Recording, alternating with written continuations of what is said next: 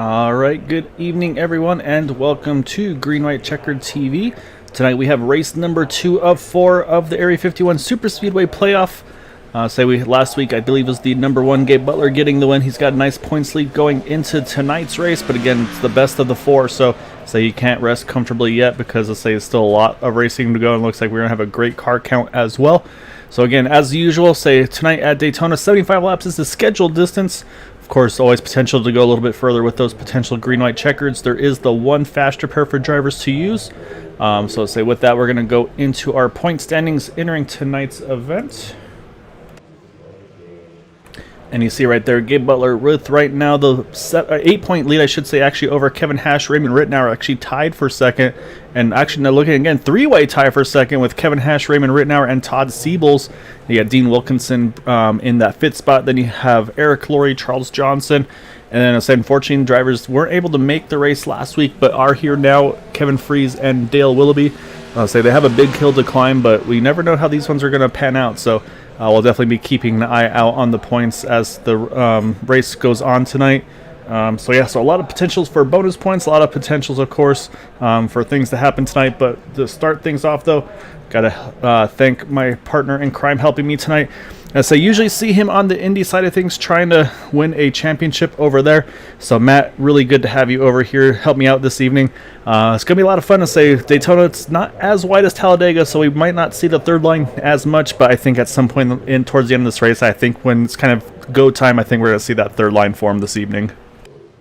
Yeah, we'll see that third line come into play at about, about 20 laps to go.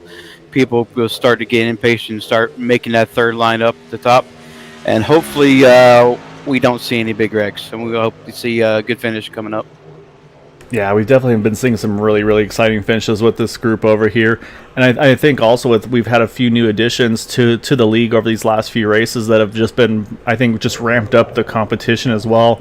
Like the 27 we've mentioned plenty of times, Steve Korosek, the 23 Sebastian Marin, Paul Sheldon in the 56. So a lot of names that are new to the league, but obviously a lot of talents with these guys. So again, now we're going to have that balance, of course, as we talked about before, of kind of trying to, of course, do the best you can. Because again, the top 3 do get some prize money each and every race, but of course, those playoff guys are going to be looking at that big picture to kind of keep that car in one piece and help their points battle going into the next final 2 races.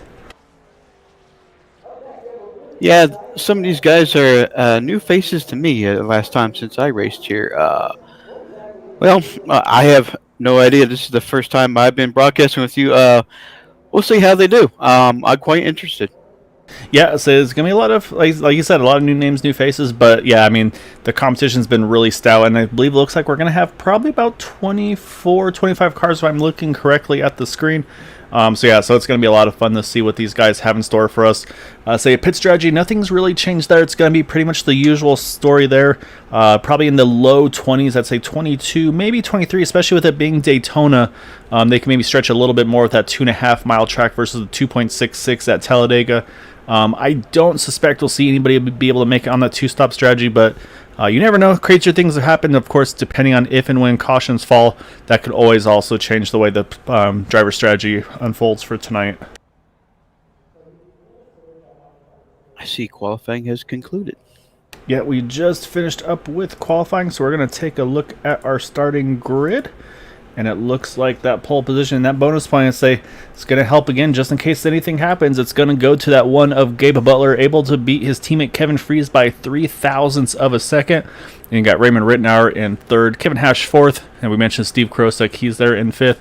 Then you got Dean Wilkinson, another playoff contender, 6th, Dale Willoughby, Sebastian Marin, Jack Walls, Eric Laurie, Quaby Brooks, and Paul Sheldon rounding out our top 12.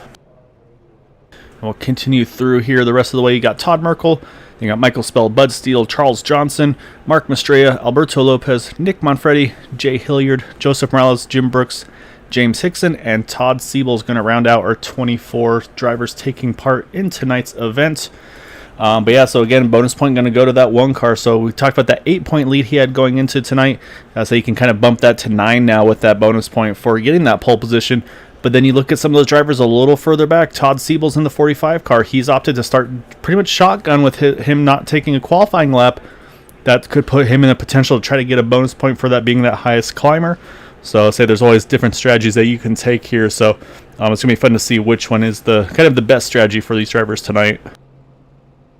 I kind of agree with Todd's strategy here. You know, it's really hard to get the pole from here. I know Gabe Butler, he is fantastic of getting poles here at Daytona, Talladega. Take your shot at the highest climber award for that extra bonus point. Yeah, I think you're exactly right. I mean, if you don't feel like you're going to be in that contention to win the pole, which, like we said, with some of these guys that you'll be competing with, like you said, like a Gabe Butler, Kevin Freese, that's tough company to try to be able to beat those guys. So I think you're exactly right. That's where you go into that highest climber. And saying for Todd Siebel, it works out perfectly for him because he's going to start shotgun on this field. So I mean, he can basically, even if he starts all the way in the back, he can still have a good potential of even if let's say a top 10 finish.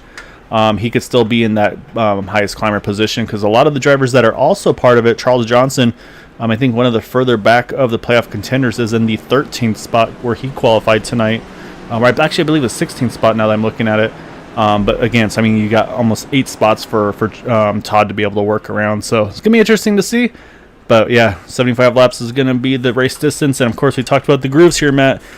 Usually you see mostly 2 wide here at Daytona. Sometimes we'll see that third line form, but I don't suspect we'll see it until maybe really, I think it gets to crunch time in this one.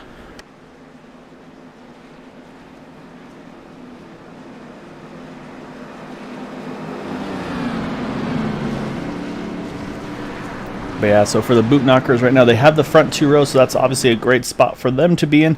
And also actually a new paint scheme on the 55 of Dean Wilkinson. Hopefully we'll get some good looks at that. Say it looks like we got some Grand Theft Auto action going on that 55 machine. So I'll say maybe he can do a little bit of some theft, if you will, to see if he can grab some higher positions, maybe get another win here this season in that 55. Of course, he had that big win a few races ago to get into the playoffs. As the pace car drops in, it's going to hand it over to our front row. And once that green flag flies, we are underway. And here we go, 75 laps tonight here at Daytona, as the 1 and the 5 lead the field into turn number 1.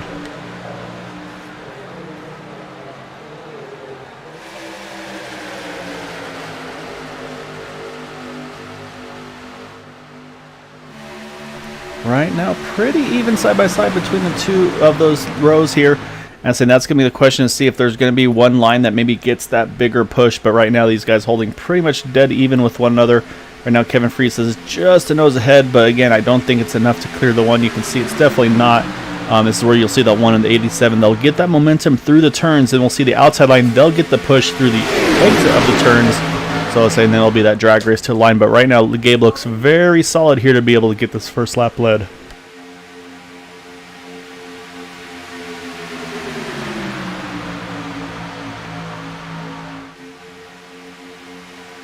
And yeah, indeed. So Gabe's going to lead lap number 1 here.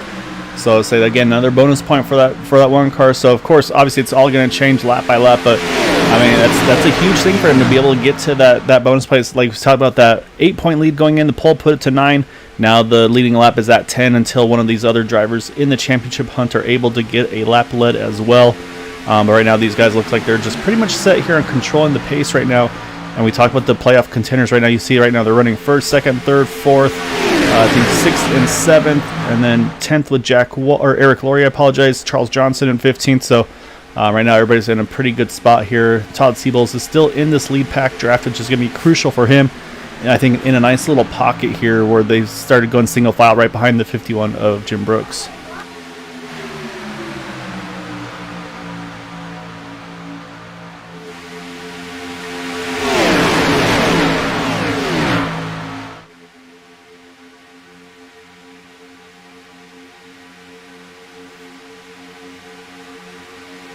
Alright, so say going down the backstretch here.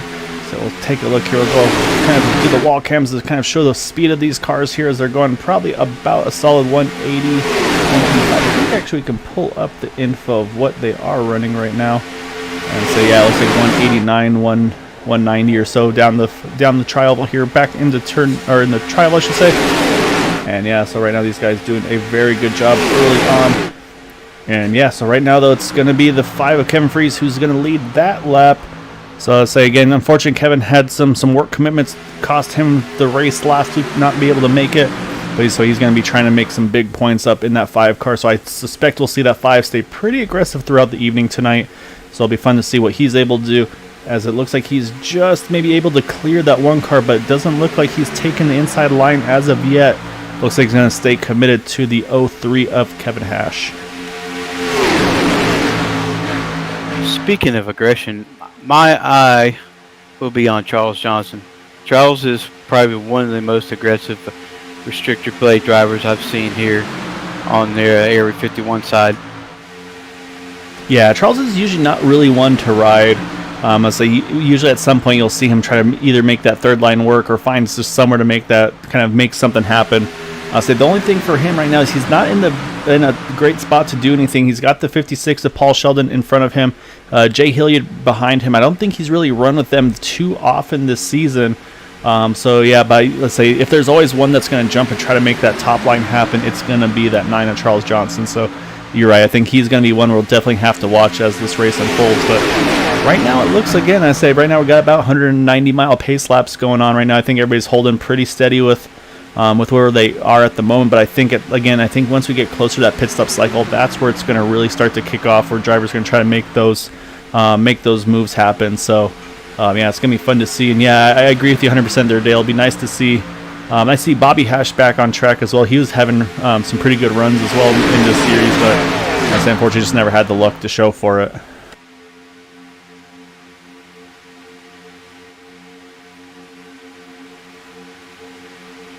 And speaking of someone going to the top, you just talked about it, Matt. It's going to be that 9 Charles Johnson peeking to the outside of that 56 of Paul Sheldon. We'll see if anybody's going to go with him right now. He is rolling solo, so I think he's going to have to fall back into line. But like you said, he's going to be aggressive. He's going to want to get to the front, be in control of this race. But I say you might have to wait until the pit stop cycle, because that's usually when this race really starts to spread out a little bit, is usually those pit stops, which we've seen as always a very crucial point in this race. And it seems like for the most part as well, the strategies are pretty similar. Once the first group of drivers pit, you'll usually see the second set pretty much pit the next time around, just to try to avoid any time lost in and out of pit road.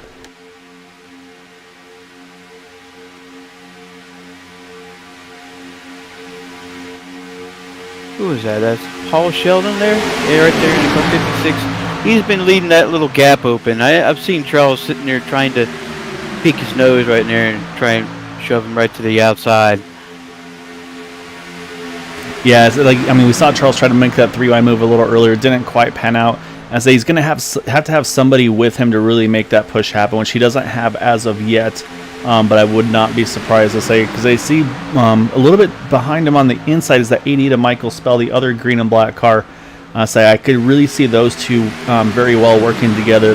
They've worked together before, and they've worked together very well. Another one of those drivers is the 83 of Jack Walls. I think Jack would also be a good partner for Charles to kind of line up with. But I say right now, like I said, I think especially this inside row, I think they're just really all on cruise control, waiting for that pit stops to make their big moves. But right now, I'd say it's just, I'm curious to see again on the fuel mileage. Maybe someone's going to try to really save hard here on these runs and maybe try to see if they can pull a 2-stop strategy out of the hat. It's hard to do, but I think we've seen it happen once or twice. But it's going to take a lot of luck and a lot of savings to do that tonight. Yeah, I've been trying to do that last year, and I couldn't do it one bit. And these guys are phenomenal. Stock cars. Now the IndyCar, it's quite different. We got fuel maps, but in the stock cars, no. Yeah, so here at these stock cars, all you can do is just work that right foot basically and try to stay out of it as much as you can. And that being said, though, I'll say the driver we're focused on right now, that 83 of Jack Wells, he is also a very, very good fuel saver. I'll say we unfortunately don't have the 89 of Matt Quick. Matt's one of the best fuel savers, I feel like, in this league. But Jack's right there with him. But the problem is, though, for Jack is if he does try to pull out strategy, he has to have somebody go along with him, because if he loses the draft at any point in this race, that's pretty much game over. So say for Jack, he's going to have to hope that he can work with somebody. And that's where Discord comes in as well. Say you always talk about teammates kind of being in the same Discord with one another. So say obviously the boot knockers they're usually in their own channel. You got some of the guys from Dale Cup working with each other, like you mentioned, Sebastian Marin, Steve Krosik working with one another.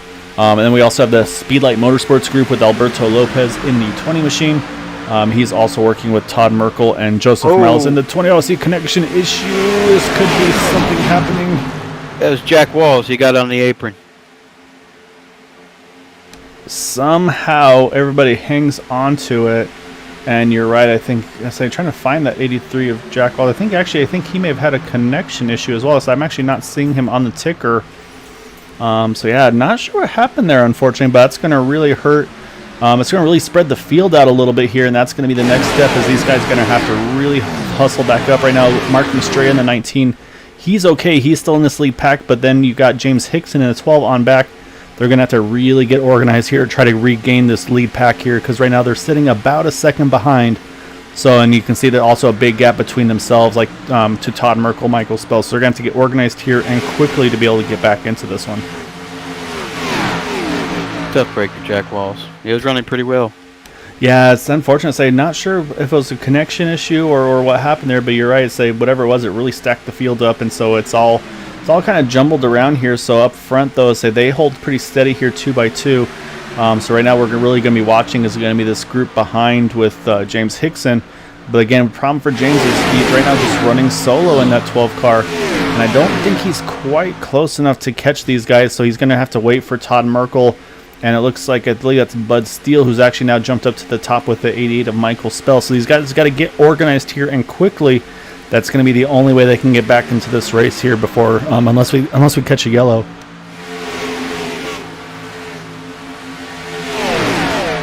Bud Steele needs to follow behind the 2 of Todd Merkel.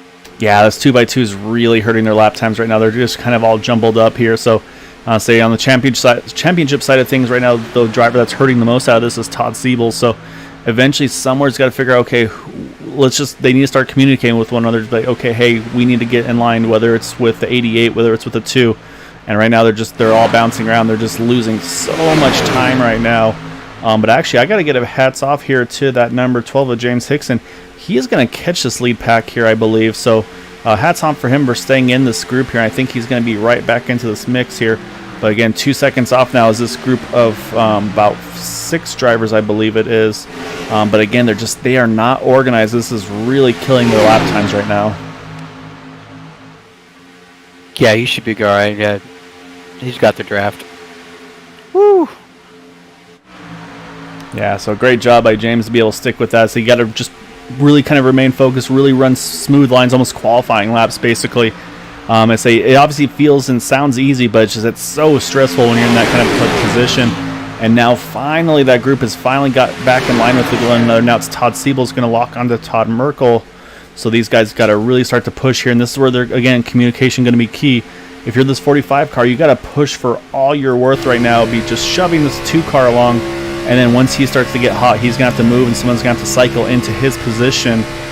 So hopefully they'll be able to start managing this gap a little bit better. So I want to watch, not this time, but next time by. I really want to see what their lap times are in relation to those guys in front, because that's going to be, I think, the critical point. As right now the leader's still pretty much just controlling the race up front. So pretty much the top 6 are right where they qualified. The only driver that's moved forward is that 56 of Paul Sheldon. Like you had mentioned, he's up 4 to 5 spots from where he started. And looking at the lap time, 47.67 to a 47.23, so still a little slower. But I said this is the lap I think where we'll be able to get a really good count for it. And you see now the 45 Todd Siebel, he's going to jump to the top. He got a little bit hot, but he's actually brought the 6 and the 88 and the 51 up top with him. So a little bit different approach on this one. Usually you're used to seeing them just kind of do the front 2 cars, but this time they're going to actually bring the whole front 4. I'm not sure if that's going to lose time or not. Usually I see the leader that would fall back to the back. Yeah, exactly. That's why I'm a little curious about as well, to see what the lap times do on this. And looking at it, yeah, again, not quite as fast as 65 to a 38, so they're still losing a little bit of time. This time only a 0.3 of a second, but still enough. And I say right now, if you're that 45, you got to really hug that white line, I think. And right now they're not really tandeming either. I think they're going to have to push here. Of course, it could all change if and when there's a yellow, but right now, let's say they're just not doing what they need to do. So we'll jump back up front and keep an eye on our leaders as things are still holding pretty steady up front, but we'll definitely still keep an eye on those lap times as well.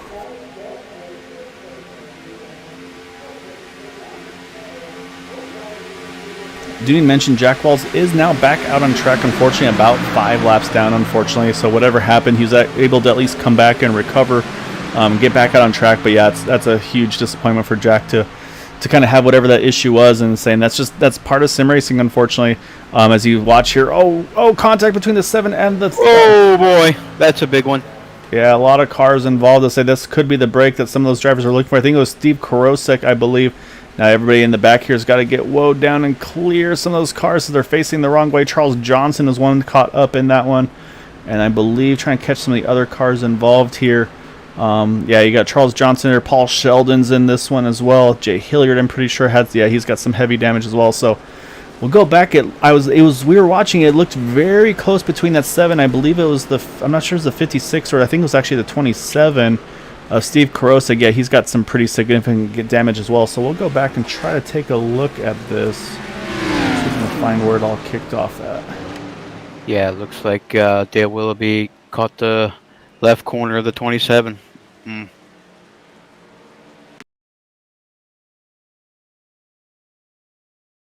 So yeah, let's try to get a better angle here. So we're going to look at the 7. Yeah, so you can already see there the contact going into the turn. So let's go back a little bit more and try to get a better look at this.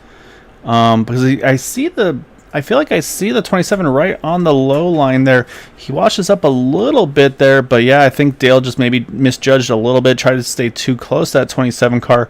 We'll watch as they come through turn 2 here. And yeah, you can see the 27 washes up just maybe half a groove, but then at that point, unfortunately for the 27, there's nothing he can do, and then it's just a stack up. Look at that 23 though, and the 071 of Eric Laurie just sneak on by here. Actually, looks like Eric does catch a little bit of a contact there with Alberto Lopez. Oh, but man, the 56 car though, Paul Sheldon, he definitely took a wild ride there, and unfortunately, I think he got one of the worst of it between those guys. So. Going to be some drivers obviously going to need some fast repairs to their cars, and so you can see Charles Johnson pointing backwards on the backstretch, and those guys having to just sneak on by him. They're very close calls for that. However, we're going to jump back live here because we've got pit stops here, Matt, and say a few drivers I believe had to take a tow. I believe the 56 of Paul Sheldon had to, but it's going to be the one of Gabe Butler leading the field into pit road here. Yeah, that was a total of 10 cars in that accident. Yeah, it looks like a quick stop. I think just maybe a splash of fuel for some of these guys up front. And yeah, so the other thing that you're spot on here, Dale, it's going to maybe change the fuel mileage a little bit here because we're pitting right at the lap 19 to 20 mark. This is going to be the first yellow. The other thing this does, though, is that those guys that lost the draft there, Matt, that brings them all right back into the mix. Like we talked about the 51 of Jim Brooks and some of those other guys, they were maybe in a dangerous spot. That caution, though, going to save them. So we're going to jump back and see who else. Still, you can see Paul Sheldon. He's still taking a tow. Charles Johnson trying to limp this car back to the pits. I say we'll see if maybe he gets a little bit of a boost, possibly, as I see the 83 of Jack Walls coming up behind him. And whoa, he changes out. It looked like he was going to try to roll up and try to get to him, but changed his mind there. You also see Dale Willoughby. I think Dale opting to get his damage repaired as much as he can manually, save that fast repair for later. Also looks like that's the same case for Michael Spell, Todd Merkel, and Quabi Brooks. They all had longer pit stops as well, so I think a little bit of damage to those 3 cars. And also Eric Laurie and Alberto Lopez. We saw their contact. They had about 20-second stops, so I think that's the right call for these guys. Save that fast repair until you absolutely have to use it. And say, we'll see. You see Charles Johnson still trying to limp this car to the pits. It's going to be very tight for him, A, to make his pit stall, and B, I'm watching the leaders here heading through the pits right now, or through the front stretch, I should say. This might, yeah, it's going to trap the 9-car lap down. Tough break, Charles. Tough break. The one thing that Charles does still have, though, is he will be the only car 1 lap down, I believe. So, I mean, this still could work out for him. He's going to need a yellow for it to work, but it still does open up some possibilities. And we do have a handful of drivers topping off on this one to go. Including Sebastian Marin, the 53 of Quabi Brooks, Steve Korosek, he's going to come in as well. Todd Siebel is topping off as well, so some drivers trying to go a little bit alternate stretch here, maybe try to see if they can stretch that fuel mileage a little bit. I don't think it's enough to change the fuel window, but I think it's a good idea here, though, to at least try to do something a little different, to maybe try to be able to kind of either take a smaller fuel stop, or maybe at least be able to go stretch it a little bit further just in case.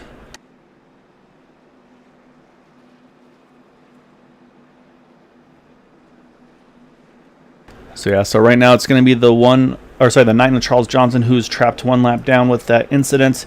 Uses Faster Pair is back out on track. Paul Sheldon is 2 laps down in that number 56 car as he had to take a tow. And then Jack Walls, he opted, this is a smart call by Jack here. He stayed out, he took the wave around, he's now from 5 down to 4 down. So you never know how these races are going to unfold. Might have an opportunity to try to get back into this one. So with that though, lights are off on the pace car. And up front looks very similar here. You've got the 1 and the 03 on the inside row, and then the 5 and the 87 on the outside row. But this time, the 1 has control of this restart, so he can wait till the green flies, Matt, or he can go as soon as he decides that pace car is off and he's ready to roll. I'm curious how much the 03 is going to give the 1 a push. Well, and that's the thing. That's where it's bonus. It's kind of a perk to have your teammates because you can kind of coordinate with one another. And it looks like a very, very even start for the front rows here. So, like I said, it looks like right now they're pretty even here. Let's say the thing is, though, you look at the outside line, it's just the 5 and the 87. They have a big gap until I believe that's the 12 of James Hickson. So, this you can see the momentum shifting already to the low line. Of course, it's still building speed, but then also having a lot more cars lined up with one another on that inside line. As you can see, Dean Wilkinson's done a really good job of holding tight with that inside line. Yeah, I totally agree with you. The inside line is well organized. I wouldn't be surprised if the 5 car would probably drop back. Yeah, right now, basically, if you're Raymond Rittenauer, though, your job here is you got to try to really push that 5 car because you don't want to lose too much position here. Because if you fall too far back off that group, you didn't want to let Dean Wilkinson have a chance to jump to that outside. So you can see Raymond has been able to do that. He's been able to push the 5 back to pretty much to the side of that 1 car. And I'm saying that's what you want to do here. You don't want to let that 55 of Dean Wilkinson, you don't want to give him an opportunity here to jump to the top and maybe try to be able to lead that second line. So to say he'll definitely have some friends behind him. I would suspect we would see him and Bud Steele most likely work together.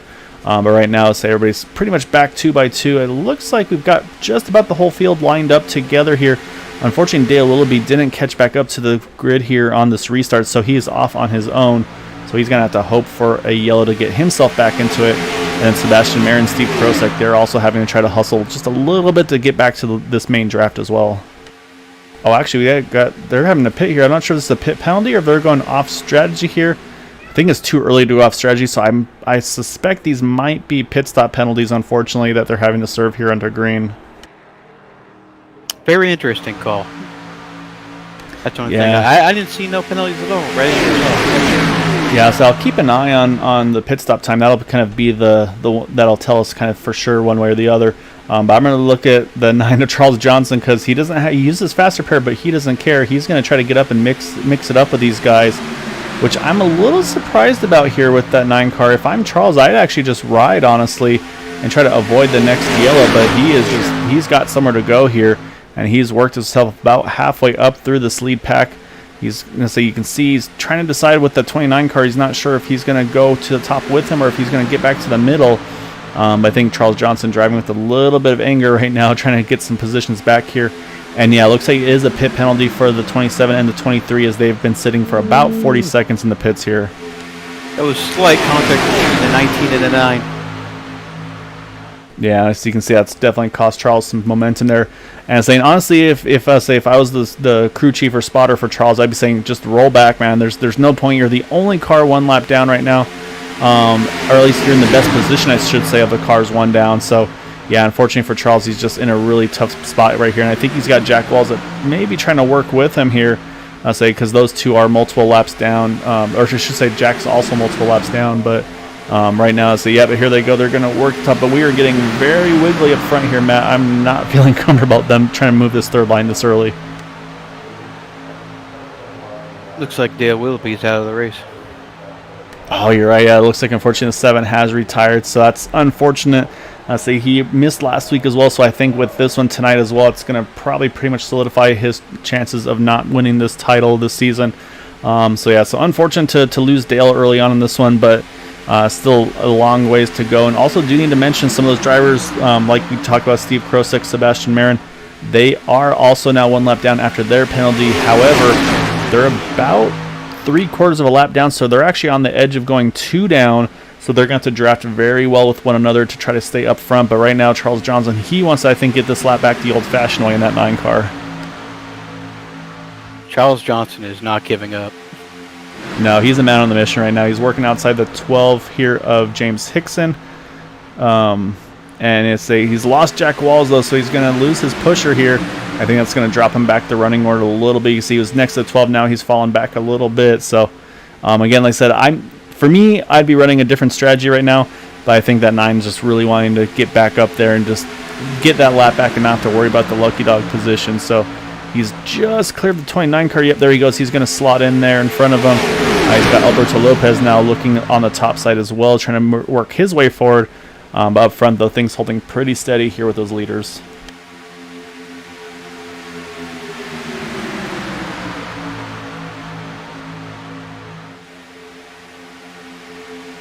Yeah, it's a little bit early to be racing 3 wide. Charles, if I was him, I would have stood in the back the whole time and just let the laps tick off, and hopefully somebody would make a mistake and get your lap back the easy way. Yeah, that's kind of the approach I'd be taking as well. But say obviously with us not being in the car, we don't know everything that's going through the drivers' minds right now. Say as Alberto Lopez, he tried to make that third line happen. He's got no help as well, so he's kind of slowly drifting back as well now to that 56 there, and that is Paul Sheldon. Paul Sheldon, of course, being 2 laps down. And that's the other thing too, where Charles has to be careful here, because if he does get caught up if there's another incident, he gets caught up in it. He basically loses that lucky dog opportunity, and it goes to the next car who wasn't involved in the incident, which could go to that 27 car of Steve Krosick or Sebastian Marin. So they gotta be very careful about kind of how aggressive you want to be right now, and like I said, being in the middle of this pack as well. So for me, I'm a little nervous where he is right now. But again, everybody's got their different approaches with this thing. I'd probably be pulling us Todd Siebel's right now, Matt. Just kind of cruising in the back of this draft. You topped off, you have a little more field than some of these guys, but you're in the lead pack, and that's really what matters right now. Yeah, I totally agree. If I was Todd Siebel's, I'd be right where he's at. So hopefully someone makes a mistake and you just sit there and capitalize on everybody else. Yeah, exactly right. So there's really no need to make the big moves as of yet. Of course, everybody pitted there on lap number 18 under that yellow. So we talked about that 20 lap or so mark on fuel. I would suspect that's going to mean they can get to probably about lap number 40 on fuel if you go off about that 22 number. So again, I think everybody still is going to need 2 stops to make it to the end. So I don't think that's changed anything. It just opens up some opportunities, like for Todd Siebel's, he can maybe try to maybe pit and get a little less fuel in those around him, help gain some time in the pit stop, or of course try to run a little longer should he choose to. So right now, up front, it's been pretty much for these top 4, it's been right where they've been all night long. Same for Dean Wilkinson in that 5th spot. These guys have been just pretty much right where they qualified. Right now, the biggest mover is that 12 of James Hickson in that Toyota Supra. He's up 17 positions from his qualifying spot, so he's definitely in a good position here. But you can see he's leaving a little bit of a gap to 87 car. He's got to be careful. As we talk about Charles being one that's not afraid to make some big moves. So if he gives up too much space, maybe moves up too high, that 9's not going to hesitate to try to fill that gap if he opens it up. No, he will not.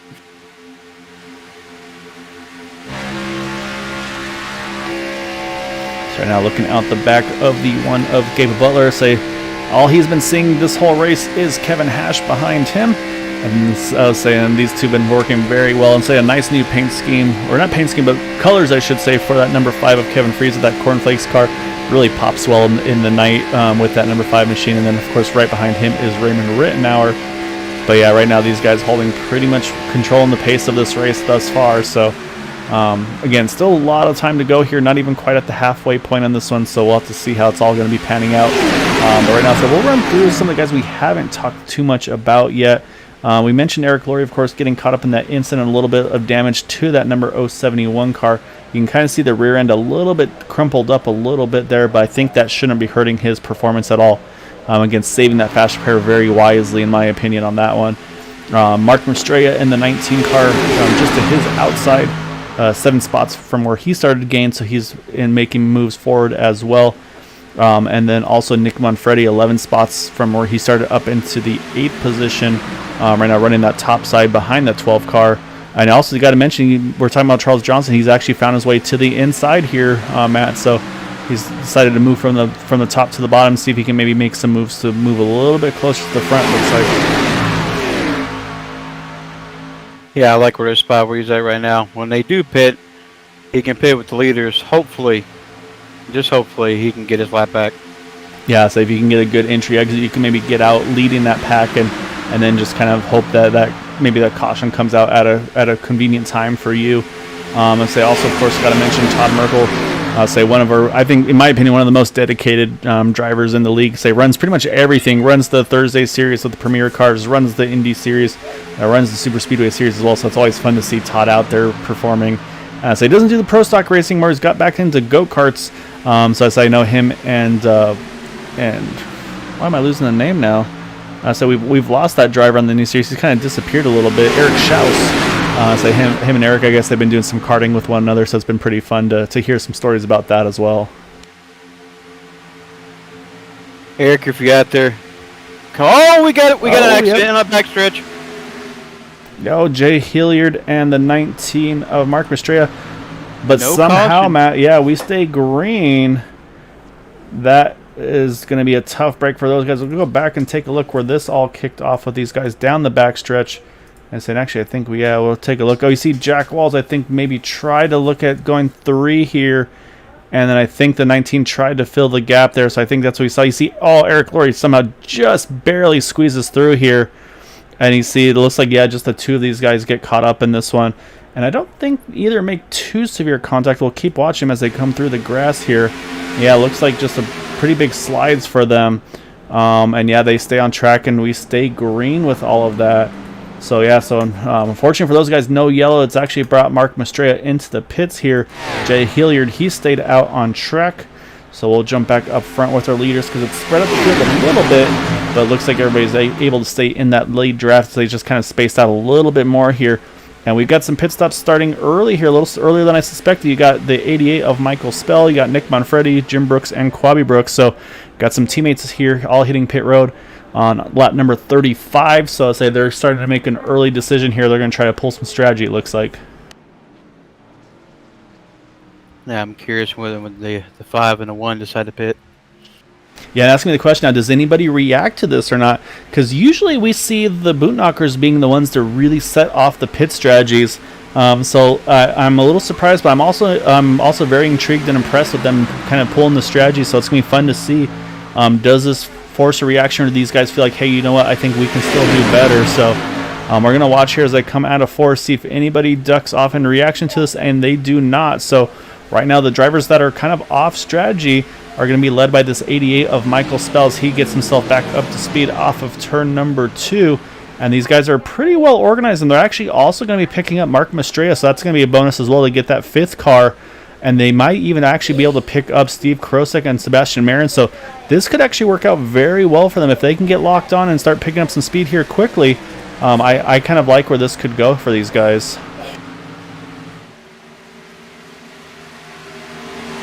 They are going to stay in the lead lap. I say right now they're about 3/4 of a lap down, but say once they get back up to speed, they should be in good shape here. So I think what they do here, if you're Michael Spell, you tag on to the back of these 2 cars right there, the 27 and the 23, and you use their draft to be able to help your speed out as well. And I think it's just going to make you that much faster. So we'll keep an eye on their speeds once they get up to speed. And speaking of that, look at the inside line now. You've got the one, you got the 5 and the 87 now on the inside line. The 1 and the 03 behind them, so I think they're getting set up here for pit stops as well. So I think we're about to start seeing the second round of pit stops for our leaders here, this time under green.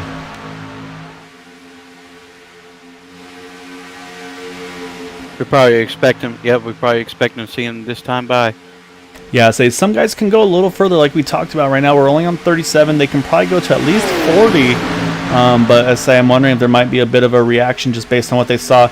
Or maybe they're thinking, hey, you know what? If we line up here single file, we're going to go faster with one another if we do that. So, and it looks like they stay out. Nobody's coming in here. So, yeah. So, again, we're going to watch the lap times. That's going to be, I think, really the telltale of everything. And, yeah, I think what it is they're just trying to pick up some speed because they gained about 0.2 of a second that last lap to the previous lap when they were 2x2.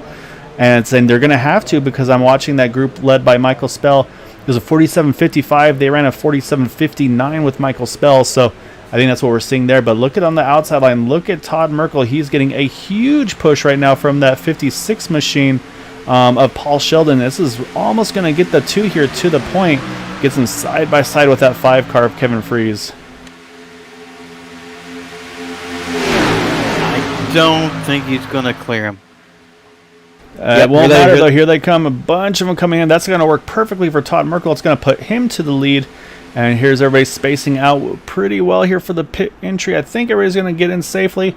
And we got I'd say about 8 to 10 cars in the pits here, including Todd Siebel's, one of our playoff contenders, Eric Laurie, Kevin Hash, Alberto Lopez, Raymond Rittenauer, Kevin Freeze. So staying out, though, we got about 6 cars right now. You've got Todd Merkel, Dean Wilkinson, Bud Steele, our leaders.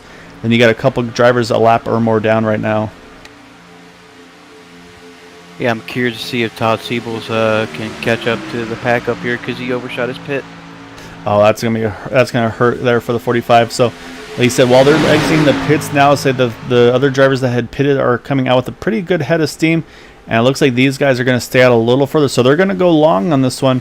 So I'm gonna jump to the guys that had just pitted. It's gonna be I'm sorry. It's gonna be Gabe Butler leading the way on the exit. So we're going to be watching off the back of them to see where that group is. And here they come with Steve Korosik leading the way. You've got Michael Spell right there as well. And they're going to start jumping to the top to try to start making their way around these guys that are still building speed here.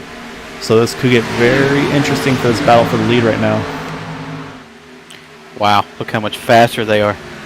Yeah, so they're just building speed and saying, like I said, you got some very talented drivers there with that 27-23. So with, like I said, with Michael and Quabi and Jim and all them being able to tag onto these guys, that's been a very good, like just the timing of that worked just about perfectly for them. As Michael Spell is going to try to clear these 2. I think he's going to just maybe get a moment. Oh no, he's going to try to clear. He's not clear. We'll see if they are able to save the cars or not. So far, we stay green yet again. But yeah, you're right. Michael tried to clear himself on Gabe, was not clear. And unfortunately, it really hurt the 88 and the 1 cars, but somehow we still stay green with all of this.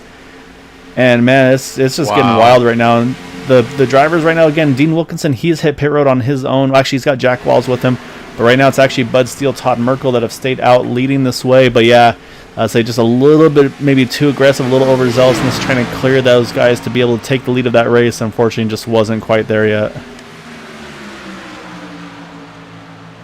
Correct me wrong. Was that Gabe Butler that he hit? Yes, that was the one, of Gabe that he caught. So yeah, so I was saying that's gonna be the next thing is to look at, see where where everybody is in relation once everything cycles through. But I believe with the cycles just about completed, I believe once the pit stop's complete here, it's gonna, I believe, be the 53 possibly of Quabi Brooks. Right now they gotta be careful. They're getting pinched with some drivers exiting the pits here. It's getting very aggressive. Actually, it's gonna be Kevin Freeze. He's gonna power his way back to the front there in that 5 machine. So yeah, so right now everything's got really split up right here. So you got Kevin Freeze now leading this race, again behind some of those guys that have yet to pit. Say they had that pit penalty, they're a little bit off sequence right now. But you got the 53 of Quabi Brooks, Jim Brooks, Nick Monfredi, 2nd, 3rd, and 4th. But then you got Raymond Rittenauer, Kevin Hash together. And then a great stop by Dean Wilkinson, went long, and he's been able to get right back up with the leaders here. But the drivers that caught up in all that incident there, you can see they're kind of trying to get back together here. You got the 60, the 20, the 1, and the 071. And I think right now most critically is that number 1 of Gabe Butler. Oh man, it's a gaggle up here. We're going to jump back to the front real quick because these guys are all over the track right now. Wow, they're slicing and dicing. You went right through the middle, 3 wide. Yeah, it's getting busy here real quick. You can see they had to go 3 wide in the 19, get around him. But the thing is, this is actually maybe a good thing for Gabe because I feel like this is going to slow their pace down a little bit, having to do all that slicing and dicing. So I think for Gabe, he's just got to get latched onto somebody and start really pushing hard like he does so well to be able to try to get back into that lead pack.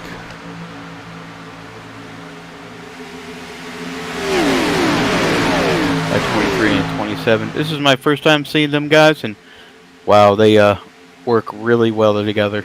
Yeah, they're very, very good. I'd say and that's the thing is they've really kind of stepped the skill level. I feel like they've stepped it up for a lot of these guys to just kind of another group of drivers to have to try to compete against. Again, right now they still have to pit. They're trying to run out as long as they can before they have to pit, trying to see if they can catch a yellow at the right time, because right now they're tail end of, I believe, 1 lap down, and that would be a huge break for them. We'll wait for the ticker to cycle through to verify that for sure. And yeah, so right now they are both, I believe, actually, no, I'm sorry, they're tailing the lead lap right now, so the caution here would be extremely beneficial for them, and they almost had it a little earlier. It just hasn't quite, didn't quite fall through their way. Right now the lead pack is about 9 drivers, with Bud Steele being the last driver in that lead pack. Then we have to jump back to Joseph Morales, who's leading the second group here in that 60 car. But again, they're all kind of split up a little bit, so this is where you got to get organized here to try to make your way back forward. I was worried about my buddy Todd Siebel back there. He was fading, and now he found himself a buddy, Charles Johnson. Yeah, and they're making quick time right now. Actually, I think last time by, I believe Todd Siebel was the fastest car on track, and now Sebastian Marin and Steve Krosek had to hit pit road, and that's put everybody double wide again, I say. So you see now the 87 to 03 trying to clear the 5 of Kevin Freese, and they do. So now it's going to bring the outside line. It's going to go to that 55 of Dean Wilkinson. Now he's going to try to see if he can get to the point, and he's got a good pusher in that 83 of Jack Walls. But you can see in the background, again, last time by, again, fastest lap for Todd Siebel. So they are catching here. So it's not a huge amount yet, but they are very well organized. So we might be seeing that right now. We talked about having about a 9-car lead pack. We could get this up to about a 14-car lead pack if they can get there before the next set of pit stops. They got a ways to go to catch them. They're about 2/10 of a second faster than the leaders right now.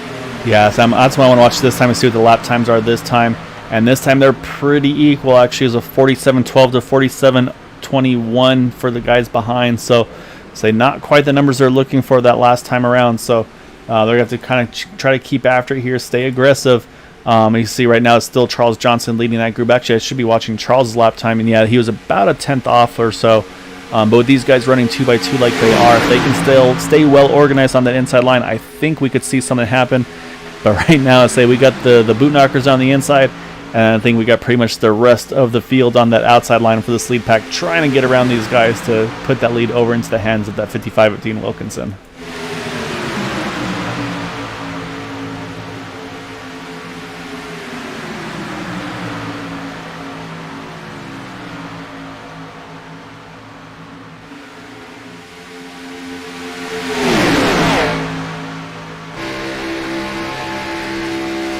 I'm just keeping my eye on that 83 to see how hard we can push Dean Wilkinson to the lead. Yeah, he's got just a nose ahead right now, but that's where the inside line is going to start to push again through the turn. That's the thing, is that's really what it is, Matt. It's like you got the inside line quicker through the turns, but then you usually the middle to top line will get momentum on the exit. But I say this might be enough for Dean here. Might be able to grab a lap lead in that 55. We know how crucial those are as well. And saying it is inches between the two of them at the line. I think Raymond had the line there still. And again, watching lap times with Todd Siebels and Charles Johnson, looks like they've actually fallen off a little bit, unfortunately, with those guys. They're starting to drop a couple tenths a lap again, so they're down to now to about 5 seconds or so off our race leaders.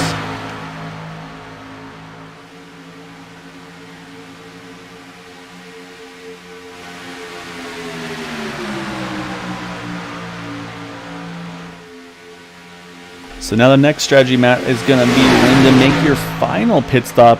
So right now we're at 28 to go, going to come around to 27 to go. I think to play it safe, you probably want to wait till about 20 to go just to have a little bit of extra in the tank. If you want to go just absolute full risk, I think you pit around 21 to 22 to go. So yeah, at least 5 more laps, I think, until we see some drivers hit pit road. Again, the first of those that pitted was the 53 of Quabi Brooks. He pit on lap number 34. So based on that, you would suspect you probably see him around lap 54 or so, maybe 56 is the furthest he could go, but that would put him in that window to make it to the end.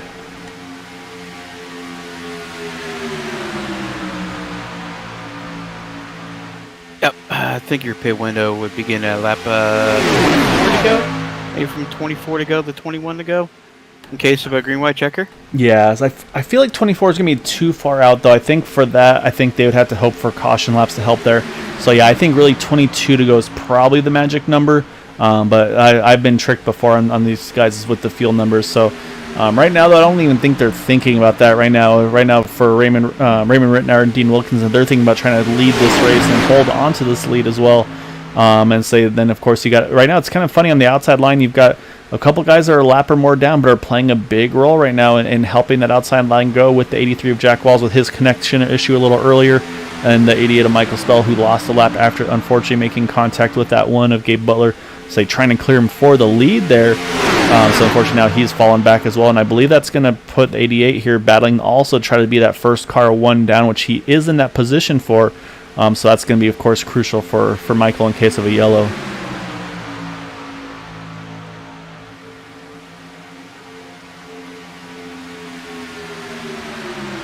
But yeah, unfortunately, the lap times just on that second group just have not gotten any better, Matt. It looked really good earlier, but they're starting to fall off the pace again. So now it's down to about 7 seconds from them off the lead pack. So say right now they're going to need something to happen up front to have a chance of this. They need a yellow to be able to get back up there. Todd Siebel is doing everything he can to help Charles Johnson to kind of push that group up, but it isn't enough at the moment. You know, I'm not the best observator here, but if I was Charles Johnson, I would have one of the best pushers in this series have pushed you the one car. Yeah, so the only concern I have about Gabe is I don't know how much damage he got from that contact, but I agree with you. I think if you're going to want to try to do something, you want to have some of the guys that, like you said, that are pretty much some of the best at this. And I'm saying the one is definitely one of the best with on the super speedway side of things being a pusher. So say right now he's kind of just sitting in, I think just right now just trying to take care of his car, make sure he doesn't lose any more time to the lead pack.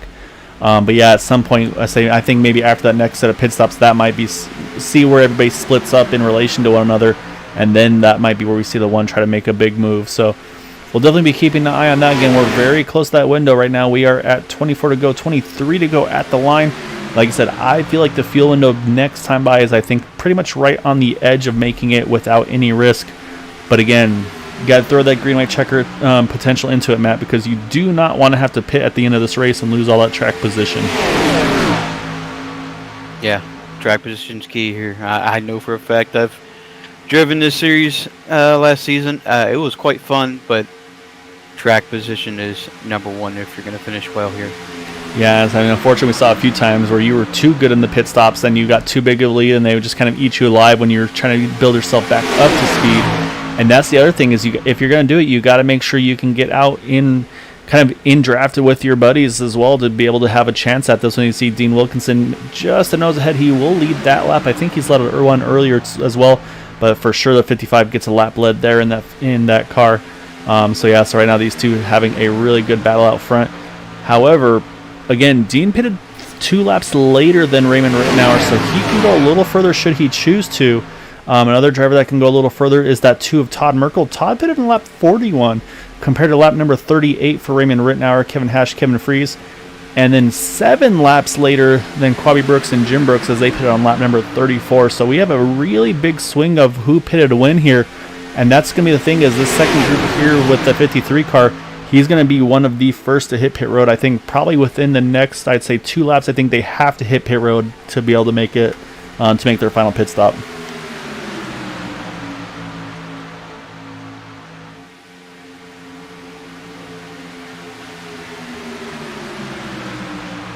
So right now the drivers that are in this lead pack on the lead lap here battling for the win. Of course, you can see it on the ticker on the left. We have 9 cars in this lead pack, though. It's been Raymond Rittenauer, Dean Wilkinson battling for the lead. Then you got Kevin Hash, Kevin Fries, Todd Merkel, Quabi Brooks, Jim Brooks, Bud Steele, and Nick Manfredi are the drivers in this lead pack right now as things run. So I say that right now is the battle for the lead for these guys. But again, everybody's got one more stop to make. The question, of course, is going to be when do we see that last stop here for some of these drivers. I suspect it's going to be very soon, but it looks like those guys that pitted that first time around, like the 53 and the 51, they are really trying to stretch this fuel number to go as late as they can just to play it safe. As you can see, the inside line starting to make a little bit of a charge again. Now you got Raymond Rittenauer, Kevin Hash cleared the 55 with Kevin Fries now side by side. Yeah, that's another driver we haven't talked about all day. Jim Brooks and Quabi sitting there riding 6th and 7th. and we haven't been patient right with the lead pack. Oh, and unfortunately, got some info. The 23 of Sebastian Marin sounds like he blew his motor trying to keep that car in the 27 up in pace with the guys. It's like he just pitted there to take his fast pair. He's back out on track now, but unfortunately off on his own. So let's say unfortunately bad night gone to worse for Sebastian there. But so again, you never know how these ones are gonna cycle out all the way through. So. And again, I'm very surprised the field number. Okay, here's our first strategy call. It's going to be the one and the 071, Gabe Butler, Eric Laurie. They're going to come in together. And I think for both these guys, at this point, I think you have to take the faster pair. I don't think you can risk it, especially because you're going to be coming out with one another. So I suspect we'll probably see fuel only, maybe 2 tires. As you see, Eric Laurie, he hits his pit stall. And then Gabe Butler's got his as well. I can't tell if they did use the faster pair or not. It looks like left side tires going on the one car. And Eric Laurie's already heading on out. Yeah, they actually don't use the faster pair here, so a little surprised on that. But they do get out pretty close to one another, but they're going to have to hustle to make sure they stay on the lead lap here. And here comes the second group, though. Here comes the 53, the 51, the 6, and the 29. And it looks like the 53, maybe a little hot on entry, but it looks like he may have gotten away with it. We'll have to watch on the pit stop time. So they're the first set of leaders here now to make their pit stops. And now it's going to see is it response time from the boot knockers. But they're in a good spot here, Matt. Look at the draft in front of him. They can pick up a lot of draft from these guys in front and really try to make some good time here. But right now, I got some guys drafting on the apron in front of them. I'm sure that's making them a little bit nervous there. Oh, man, this is making Oh, me nervous yeah, here. a lot of movement. Yeah, that was dangerous right there. So you know the leaders aren't going to be happy about that. And this is also going to trap right now the 1 and the 071 a lap down after their pit stop. But this will also give them some draft here to try to build their speed back up, though. So I think based on that, we're going to have to watch to see again where everything cycles through here. But right now still is Raymond Rittenauer, Kevin Hash, and Kevin Freeze our top 3. As Joseph Morales and Alberto Lopez. Oh, actually, Joseph Morales too hot on entry. Catches the inside wall, loops it around. Hopefully he sells a faster pair, so he's going to need it there as he caught the front end of that on the inside wall pretty solidly. But then also got to mention those Todd Merkel and Todd Siebel's, Todd Merkel and Dean Wilkinson, still in this lead pack as well. So I think for these guys at this point, I think you got to, when you see these top 3 come in, I think you got to come in with them here. It's a tough break. I've done that plenty of times. It's not a good feeling to lose it coming on pit road. Yeah, looks like you got some of the guys, like I said, mentioned the 53, the 51, 29. They're all back on in order here. Actually, it's Bud Steele who's able to lead the pack out on the pit. So now for Jim Brooks and Nick Monfretti, Quag Brooks, they need to draft as hard as possible here. Basically, again, running qualifying laps, but while locked onto one another. And you can see that 51 is pushing that number 6 car through the backstretch into 3. So I'll say this is crucial for them to have a chance at this win because you know how fast these guys up front are. They probably lost a little bit of time, though, Matt, with everybody kind of all jumbled up 2 by 2 here. And they have a big group of cars here right behind them as well. So I'll say they're in a pretty dicey situation here. And here they come. They're going to duck in. And, yeah, just like we said, here comes the 2 of Todd Merkel. Here comes the 55, the 83. And you saw, I think Kevin Freeze had to make sure he reacted, gave enough room. So clean entry for everybody. A little dicey, but everybody made it clean. So let's say now we'll see if Todd Siebel, yep, he has to come in as well. So now it's going to be all about this race off of pit road here. So we're going to watch. That was really hot coming in for Todd. I hope he didn't catch a penalty for that. Yeah, I'll have to keep an eye on him. So right now you see it looks like fuel only, I believe, for the leaders here. They all go together. Kevin Freeze got to that. Todd actually got out there. He's right there with the 5. He's going to cycle in right behind him.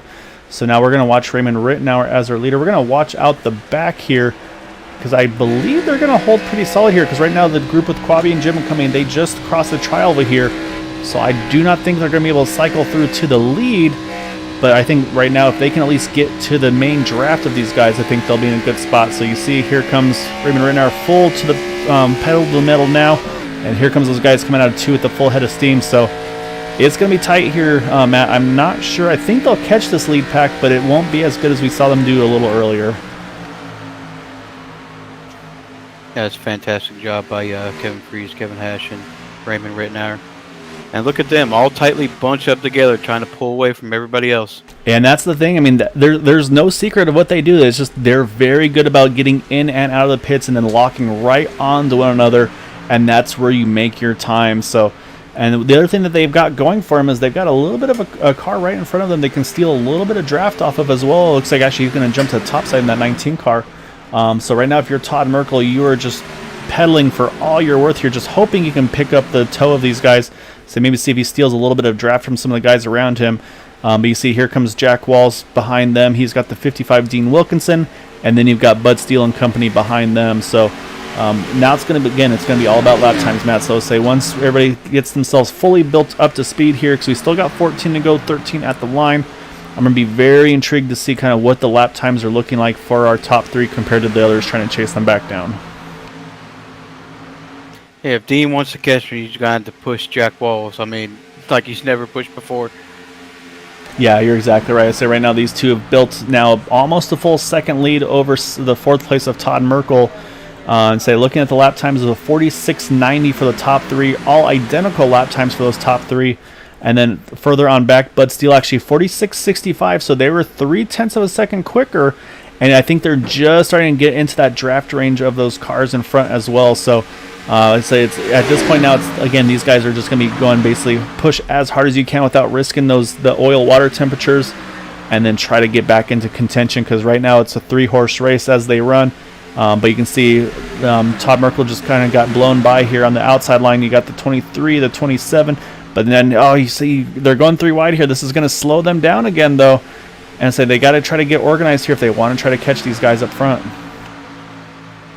I was getting ready to say we see Steven and Sebastian. They as far are the best pushers I've seen on the track here today. So I was hoping the 83 and the 55 will latch on. They need to stay in their draft to have a chance to win this. Yeah, exactly right. And actually last time by, Dean Wilkinson ran a 45.99 to the 46.83. So Dean was very, very fast. You can see they have caught these guys. So say it's game on again for our lead pack. So now for Todd Merkel, what do you do here? Do you try to jump to the top and lead this outside group? He's going to try, but it's not going to be quick enough. Squeezing Jack Walls here. But look at Kevin Freeze. He sees that run coming. He's going to jump to the top. He doesn't want to let those guys just blow on by, as they're going to go 3 wide here into turn number 1. Look who else wants to join the party. Jim Brooks, Quad Brooks, Nick Montefreddi, and Bud Steele. Yep, here they come as well. So yeah, so we're going to have everybody back, and we got drivers exiting the pits at the same time. So again, it's going to get very tight, very fast here. And it looks like they're going to be able to get back organized. So now it's Raymond Rittenauer leading the inside line, Kevin Freeze leading the outside line. Jack Walls right now is multiple laps down here, but again, always can play a big role in this one. And then you got the 55 of Dean Wilkinson. He's the next car for position with the 2 of Todd Merkel. But we have a lot of movement going on. So these guys are going to have to be careful here, because this could easily end in tears here as we got 10 to go. Looks like they're going to try to hang the 5 of Kevin Freeze in the middle here. That's very smart. Take the best pusher out of the game. They just got to stay organized. It's getting tight off of 2. Man, it's getting dicey, Matt. But yeah, right now, let's say Jack Walls is trying to make the big moves to try to push forward on his side. So you can see Jack just cleared the 5 there. So now it's going to allow the 55 to try to, I think, continue to push on the outside. He's got help. Wiggle from the 55 of Dean Wilkinson. If he can lose a little bit of momentum, this could be perfect for Todd Merkel. Todd could try to jump to this middle line. Maybe he gets that push, and he can try to lead this outside line. I'm going to be watching the 27 to 55. See how well that 27 can push Dean up to the lead. Yeah, I'd say for Dean, I think at this point he's got to cycle back to the middle here. He just doesn't have the momentum built up anymore. He's going to have to try to regroup. And so the thing right now is, I mean, if you're that outside line, you probably don't want Jack Walls leading this group, because, again, he's right now multiple laps down. So even if he gets around Raymond Rittenauer, that's not position. So right now, so if you're trying to battle for a lead, like if you're Kevin Freeze here, even if you push the 83 next to the 87 like it is, I mean, that's still going to be Raymond Rittenauer getting the win here. So say right now Jack's kind of in a tough spot here, of course, trying to get some laps back. But of course, they say you always have to be careful of this battle for the win as well. So and also the playoffs as Jack squeezes Raymond there through the tri-oval. I say everybody's getting very antsy, very dicey here through the tri-oval. It's kicking off here. We got 8 to go. Yeah, if I was Jack Walls as a competitor standpoint, I would fall to the back. You're multiple laps down, and I don't want to interfere with the leaders racing each other. Yeah, this is a tough spot to be in. And saying, like, I mean, of course, you want to help your friends, you want to help your teammates, but yeah, this is a really difficult spot to be in. Like you said, where the 83 is right now, and I think you feel better. Like, I like where, to me, if you want to try to help one of your teammates, when you want to be behind them pushing, like right now with the 55 with Dean Wilkinson, you want to be that 27 and 23 trying to push him to the top side. And as I say that, there they go. They're going to try to work the third line here once more here. 7 to go. Is Dean Wilkinson going to try to work the outside line here? He's got 27 of Steve Korosek to his bumper there. But it is just, yeah, right now everybody is going all over the place here, trying to make something happen here as we get to these closing laps.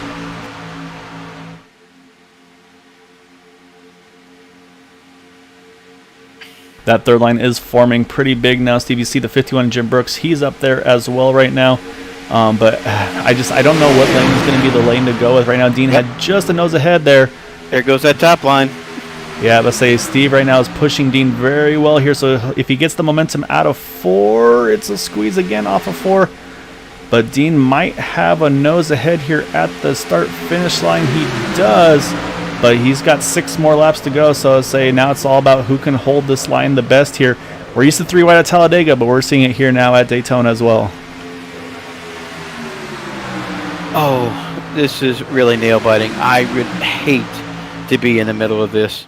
Oh, and actually the 5 of Kevin Freeze, a connection issue or something, he's actually jumped out, not sure. So this is going to slow the middle lane as well. And so, yeah, so now you've got the 27 and the 55. 55 needs to get to the middle here.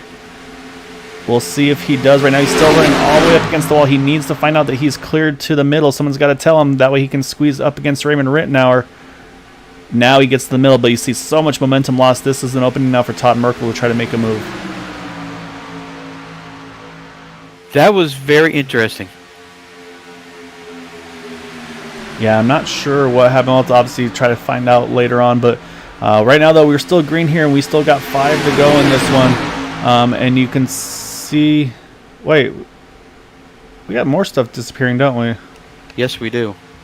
Everybody's dropping like... What? I just had a couple people drop out. Oh, we got contact. Oh, the 56. Oh, yep, there they go. It was only a matter of time. We got cars around, and that is going to bring out the yellow, I suspect. Oh, more trouble up front as well. Yeah, now the caution is out. A lot of cars involved in this one. Multiple wrecks. The 87's in it as well. It's all kicking off here, and so we're going to get into green white checker territory. But yeah, there's definitely something going on there towards the end of this one. I'm not sure what it was.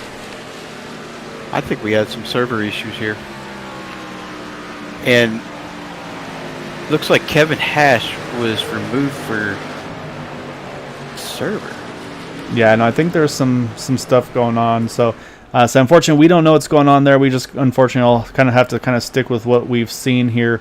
So we're gonna go back, try to figure out this yellow, because yeah, it seems like unfortunately some stuff went on that's kind of out of our knowledge. But let's go back and try to find where all of this happened. All right, so we're gonna watch the 88 of Michael Spell. And I believe it was the 56. Yeah, you see the 56 there of Paul Sheldon. We're going to get a better angle here. And, oh, yeah, you see, I think the 88, 56 made a little bit of contact. And then, unfortunately, it catches the inside wall. And then they go around. And that catches up the 29 of Nick Manfredi.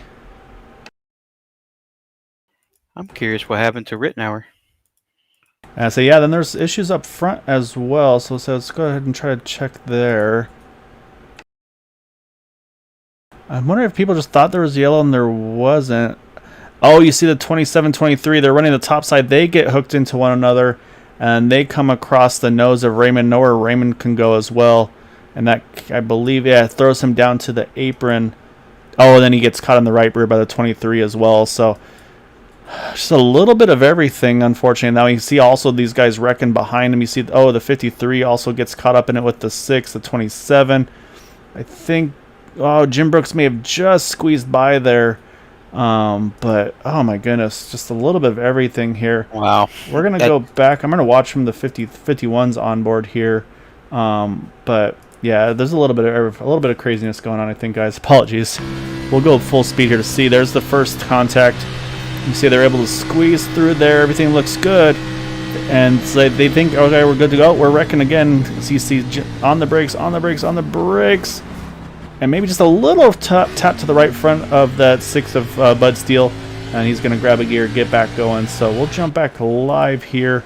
So at this point, I'm not even sure who's left, what's going on. We got Dean Wilkinson in the lead. But I don't know what's going on right now, guys. Yeah, let's hope we get everything sorted out. It looks like Dean Wilkinson's going to psych out to be the leader now. Yeah, so right now, and the other, I think honestly the biggest beneficiary of this is that one of Gabe Butler. He is now back into third somehow with this, Matt. So you got the one there. You got Todd Siebel's as well. He's right back into the mix on this one. Eric Laurie's right there as well in the fifth spot. So yeah, so a lot of craziness there. But one thing I'm noticing, nobody's pitting here. So everybody's opting to not lose that track position like we talked about. That's why they all stayed out as long as they could. And I'll say I'm trying to see on the ticker who's left on the lead lap, who might be laps down. I'm going to wait for that ticker to fully update. It looks like only about 11 cars left on the lead lap here.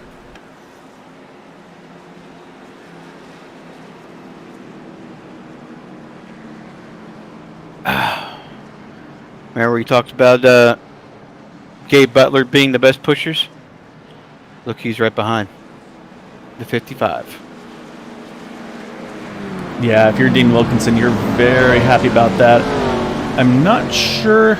I think this might actually still be kind of unofficial green white checkered territory here. So trying to see what we're on the lap counts right now. Sitting at 3 to go. So I'm not sure if this is actually running into the overtime part as of yet. So yeah, it's going to be interesting to see. But yeah, you're right though. So right now Dean's going to be leading on the inside line. Jim Brooks to his outside. Again, I feel like Jim maybe has a little bit of a right front crinkle. We'll have to see if that plays a role in things. But man, I'm looking at that inside row. You got Gabe Butler, you got Eric Laurie all lined up next to each other. Say that could be a very potent combo as well. So you do not want to let those two get locked onto one another because they will be very difficult to beat. You got Todd Merkel. He's got a modified there in the 2 car trying to limp this thing to the end. So we're going to see how this all kicks off because we're going to have 2 to go on this restart. So whether it's official, unofficial, green, white, checkered, I'll say we'll see if we get to that white flag. And from there, they'll race it out to the finish.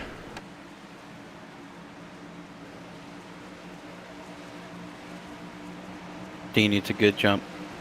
Yeah, we'll see. I say this is where you don't want to go too early, but he is down and away. And it looks like he's got a pretty good jump over the 51, but he's got to make sure he keeps that one to his inside line because that's if he lets the one to the outside, that's going to be a tough spot for Dean to be in. So right now he's done a good job here, but you can see Gabe is cleared. But if they clear Eric Laurie, it's going to be a very difficult proposition for a 55 car. And I think they're both cleared, and here they go. They're going to jump to the top, and Dean is all alone on the inside line. Now Gabe Butler is going to get a huge push here down the backstretch. I was hoping you'd keep Eric Laurie back there, and that's the only way Dean's going to have a shot at this. It's not over yet, though, because these two, they got to be careful not to get too big of a lead as well right now if you're Gabe Butler, because, again, I say the momentum is going to shift back the other way. Now Dean Wilkinson, he's got the 29 of Nick Manfredi behind him, and here he goes. He's going to peek to the top side. Doesn't have any help as of yet. It's a little late. We do get to the white flag here, so we've got 1 to go here at Daytona. Right now, it's Gabe Butler leading the way. Eric Laurie to his rear bumper there, but you got Dean Wilkinson there. But here comes Alberto Lopez and saying, right now, if you're Eric, you gotta be careful. Don't get off that yellow line because that 20 car will waste no time to sneak to the inside of him as they come down the backstretch for the final time.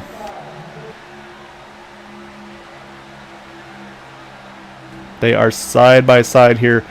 Say it's going to be all about who can stay locked on the best right now. And you can see contact. Contact! A lot of cars around. No! Gabe Butler, he's got a clear path to the finish. Nobody around him. He's going to have a nice and clean finish. Now it's going to be a race for who can get back going and rolling again to second position. Gabe Butler, though, he's going to get the win. A wild finish here. And now you see everybody trying to get powered back on. You see the 45, 55. They make more contact. It's going to be, you got more this is chaos, Matt. Right now it's a battle. I think Quabi Brooks is going to win the race to second somehow. Alberto Lopez third. I think that's probably the craziest last couple laps finish to the race we've ever seen here at Area 51.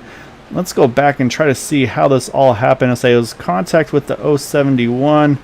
Let me see if I can hunt this down here. That is probably one of the wildest finishes I've ever seen.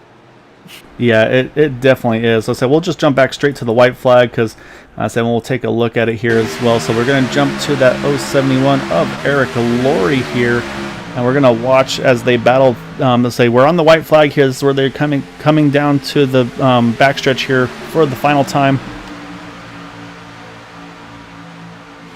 And we're going to watch the 1 and the 071 here. But I think the contact happens in 3 between the two of them. Again, I say it was just everybody's pushing and shoving for everything they were worth. And then I say, but then as the only car that came through that unscathed is that number 1 of Gabe Butler somehow.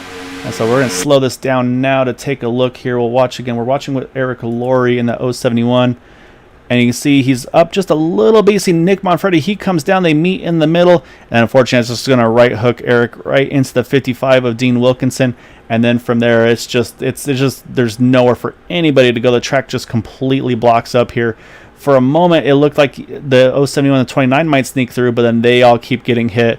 You see the 53, he gets into them as well. And just the track is just completely blocked here, Matt. Everybody's trying to find somewhere to go. But I say chaos is, I think. Oh, actually, Eric Laurie goes for a tumble as well. So I think chaos is an understatement on this finish here. And yeah, you see everybody's trying to see, and then it becomes the battle of trying to grab a gear and get going again. And even then, everybody was starting to get into each other because they're just trying to get rolling as fast as they could here. So say we'll pick it up here and we'll slow it back down again. So you see here comes Todd Siebel's and the 55. They try to get going, but then they make contact while they're both trying to merge back up onto the track. So that costs them probably second and third. And then we'll jump back to what wound up being the battle for third. You got the 2 of Todd Merkel. You've got the 20 of Alberto Lopez. You got the 53 of Quabi Brooks. I don't think I've ever seen a chaotic finish like that tonight. You see, you got I think that's the 59, the 59 of Todd Siebel's here, Matt. We're going to jump back to him because he was going backwards trying to get to the finish line. But then here's probably one of the slowest finishes for second place in racing history. The 53 just nosing out ahead of that 20 of Alberto Lopez, but that's a crazy one. Yeah. So yeah, there's definitely gonna be a lot of stuff to go over for the admins, the drivers, and all that. But yeah, definitely not what I think a lot of people are looking for. But so we've got people to talk to though. We're going to have to hunt some drivers down here. As I said, we're going to start off with Alberto Lopez in that 20 machine. So let's go ahead and try to find Alberto here. And then we can take a look at his car as well. All right, so we're going to drag Alberto Lopez into the booth here with his somehow third place finish there. Everything looks so good there coming to the checkered and say obviously that contact in 3, and we saw you duck to the apron, try to avoid the wreck, and unfortunately just everybody wound up going there. And then from there is just kind of who could grab a gear and get going the quickest there. I mean, for Matt and I in the booth, I mean, that was probably one of the craziest finishes we've ever seen here in Area 51. I mean, take us through it in the driver's seat. I mean, how wild was that for you? Yeah, hey, so I was running for a 5th place position at most. I knew the car in front of me had damage, so I was trying to keep it there, keep it in straight. And then everybody started crashing. I don't know whose fault that was, but I tried to avoid it. So unfortunately, I got caught in that wreck. And fortunately, though, I finished in 3rd place, which was good. So it was a matter of who got there to the finish line first, and thankfully, I was one of the first 3 to do so. Yeah, it was. Yeah, like I said, Matt and I, for us, that was definitely one of the crazier finishes. I mean, literally one car got through unscathed, and then just from second on back, everybody got a piece of it somewhere, and then even contact afterwards, everybody just trying to get back up to speed. And yeah, it was definitely a wild one. I say a little bit of everything tonight too. I say with the race, I say not a lot of yellows, but just definitely a lot of stuff happening with the race itself. So yeah, I mean, I say. Good job, I say, getting back through the gears. I say, I'm sure that was kind of the craziest battle for second between yourself and the 53 and Todd Merkel there at the end as well. But yeah, I mean, just hats off. It's always nice to be able to get some interviews with you as well. So I definitely want to give you the floor, though, Alberto. Any thanks and shout outs you'd like to give for that third place run tonight? Oh, yes. I want to thank my team. I want to thank Todd, Joseph, and everybody else. We collaborated tonight. We did things together. And fortunately, we were able to get a top 3 finish. So that was perfect. I also want to thank my family who's watching. So thank you. And thank you to you guys as well. You guys are awesome. Thank you, Alberto. Yeah, great job, Alberto. So good job getting that third place. And crazy circumstances, but you did a good job keeping yourself in position all night long. So yeah, well earned, and look forward to getting you up there again. Thank you. Have a good night, guys. All right, so you can see Alberto getting caught up in that incident while we're interviewing him. And so you saw right there the car that gave him a little bit of shot afterwards. Nothing intentional, just everybody was kind of going for the same spot there. I'd say that's going to be that 53 of Quabi Brooks. We'll pull him on in next. And so I say we've had a chance to interview you before, Quabi, but this is probably one of the craziest ones of the interview side of things. I mean, just take us through it, and I mean, what all transpired there? Because there's a little bit of everything, it felt like. I hope you have some time. All right, so Matt Guile, I was imagining this would be one of the more confusing races for you guys to commentate. Am I right? Oh yeah. One of the wildest finishes ever seen. Yeah, okay, so all right, I'll start from the beginning.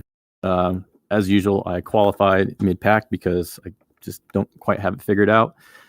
And it became pretty obvious. It looked like the boot knocker team was going to control both lines. And really, it's hard to do 3 wide here. And you saw probably a few instances of 3 wide that you wouldn't see normally. And so we eventually decided to go and after that yellow, it was like we pit early once we got into our window to at least go single file and hopefully go faster. So that worked okay until the last pit stop where we had to put, most of the fuel in the car, and we had some work to do to catch up to the pack, which we did. Then, the two lines were being controlled again. 3 wide started developing, involving Jack, who's a lap car. And I guess you can say some words were exchanged and some unique to sim racing punishments were handed out, and that's where the race complexion changed completely, and you saw a lot of responses to that. Yeah, so I saw a lot of cars disappearing. I say for Matt and I weren't sure if it was connection issue or what. So I'll say we'll leave that one for the powers that be to deal with that one. So I'll say always unfortunate to kind of get into those situations, but. I'll say then, of course, the last thing we got to bring up, of course, is that finish. I mean, I've seen one race before in NASCAR saying, of course, for me, obviously, it's an easy one to remember when it's your favorite driver that comes out on top. But you have one car that sneaks through that huge wreck through 3 and 4, and then second on back, just I say nowhere to go, all kind of get stuck in that wreck. And then from there, it's just a battle of, okay, who can get through the gears first to get through and kind of get that position for those top 3 finishes. Obviously Gabe was long gone for that. But then we saw you and Alberto and Todd, and even at one point Todd Siebel's Dean Wilkinson. They were looking good, and then they made contact, slowed their momentum. I mean, how wild was that to be a part of that? Probably one of the slowest podium finishes in history. Yeah, so I totally ARCA braked into Alberto, and maybe that actually helped him go faster because I hit him quite hard. And then everything I was doing was just to get the car put in straight, whether it took a wall or not to get me straight, which it did. And I had no idea what my position was. All I knew is I was going to try to pass as many cars as possible. Todd Merkel was missing his front bumper, but I still cut across his nose and almost lost the back end. And then Alberto was significantly damaged. So I was like, I'm just going to pass him on the inside, not even thinking that we were racing for a podium spot. So my apologies to Alberto for ARCA braking into him, and hopefully I actually helped him, so I don't have to apologize at all. And congrats to Gabe Butler. He usually doesn't put a foot wrong, and today was no exception. Yeah, it was definitely a wild one, and yeah, so it was definitely one of the crazier finishes that we've been a part of. But yeah, so yeah, great job though tonight getting that second place. I'm sure you'd prefer it in a little less crazy circumstances, but I'll say sometimes you'll have those races like this. So enjoy this one, and we'll try to catch you hopefully next week as well. Sounds good. Thanks, guys.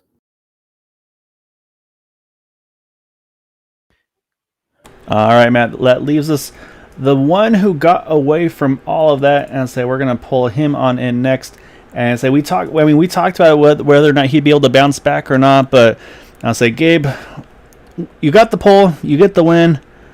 but that was anything but an ordinary race. I mean, I don't even know if you can kind of explain how insane that was. Obviously, unfortunately, we saw the contact with you and Michael there. Say Michael obviously trying to clear you to kind of take over the point of that race, with the momentum and everything, just didn't quite judge that correctly, as obviously puts you in a really tough spot. And then obviously that yellow brought you back into the mix.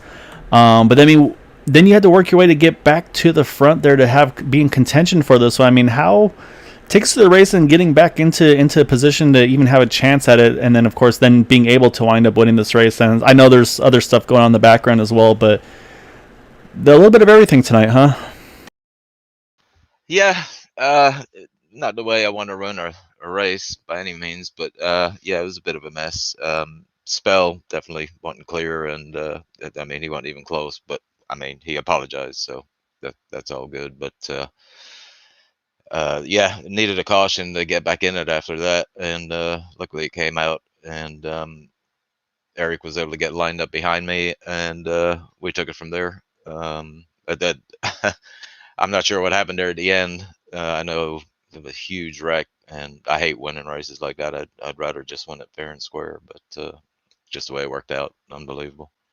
Yeah, there's. I mean, I don't think I've ever seen a race that we've been a part of where one car comes through and then everybody else gets caught up in the incident behind you. And it was okay. Let's see if it's gonna be Gabe, and nope, just Gabe. He's the only one that's gonna make this through unscathed. They're coming out of 4. They're coming to the checkered. So, I mean, just great job. I was like say staying with us, like keeping cool and being able to regroup and get back after it. Obviously, gonna be a huge point night for you as well, getting that another win here this evening. And yeah, I mean, let's say something Matt and I talked about on that restart was if you were at 55, you needed to keep you behind him, because if he opened up that outside line, if he got too far ahead, that would be your opportunity to pounce. And you and Eric just nailed it as soon as that opening was there. You jumped, you guys worked lined up perfectly together. So unfortunately, Eric got caught up in that incident at the end, but like I said, you were able to get through unscathed and be able to grab that win. Like I said, extend that points lead. So say we're halfway through the playoffs, but I'll say definitely you pretty much nailed the way you want to start this one, I'm sure. Yeah, I mean, as far as that goes, that's the good news. But I was telling Eric when we lined up, I said I told him I was going to try and push Dean out as far as I could to get both of us clear, and it just happened to work. They never got going on that top side, but they came roaring back, and we moved up in the backstretch to try and slow them down there on that last lap, and cut it back down into the corner. I'm not sure. I think somebody actually hit Eric, and that caused the big wreck. And but like I said, I hate winning races like that. It's it takes away from it. It really does. And there's some other issues going on in the background that need to be addressed. So we'll see how it goes. Yeah, so I'll say we'll let the powers that be kind of take care of that stuff. But I mean, just for you, I'll say just awesome recovery, man. I'll say obviously wasn't exactly how you wanted it to go down, but I'll say still able to kind of keep your wherewithal, get that win tonight. So definitely hats off to you, man. I'll say Matt and I were very impressed with what you were able to do tonight. So definitely want to give you the floor though, sir. Any thanks and chats you'd like to give for that win this evening? Just team boot knocker. The guys are fantastic to race with. They always have been. And, you'd be nowhere without your team. And, big shout out to Eric, of course, for sticking with me there. He's a playoff driver too. And, but he sacrifices like we all do. And just fantastic job by Eric. All right, well, I'll say enjoy this one as best you can. I say, no, like you said, it's going to be kind of an odd one, but say enjoy it though, and say we got 2 more to go for the championship, looking very strong. So say we'll see you next week at I believe it's going to be iRacing Superspeedway next week. So say that'll be definitely a wild one there as well. All right, guys, appreciate it. Thanks. Good win, Gabe. Good, nice job, brother. Thank you, man. All right, Matt, that is our race winner in that number 1 of Gabe Butler. Yeah, I say I don't think I could have pulled you in for a crazier race tonight, man. Wow, what a wild finish! I never would have expected just one car to come out to the start-finish line unscathed, and no words can I've just never seen it before. But nice win, good comeback by Gabe. He deserves to win here. Yeah, so I mean, he did everything he had to do there to get that win. So yeah, like I said, hats off to him. And yeah, I mean, I say, and again, just the crazy finish. Let's say we got a lot of drivers in different positions. Like I said, you got Quabi and Alberto second, third, Todd Merkel fourth. Todd Siebel's winds up being the highest climber, gets 19 spots gained, still finds a way to get a top 5 there. So it's going to be great for him in the points. But I say, and then obviously there's the drama in the background. I say again, I say we're just here to talk about what happened on the track. So I say we'll let the rest of that be dealt with elsewhere. But yeah, Matt, as always, it's a pleasure for you. Good luck on your last couple of races over on the Indy Series. Try to see if you can get that title for yourself as well. So I know you got some tough competition over there, though.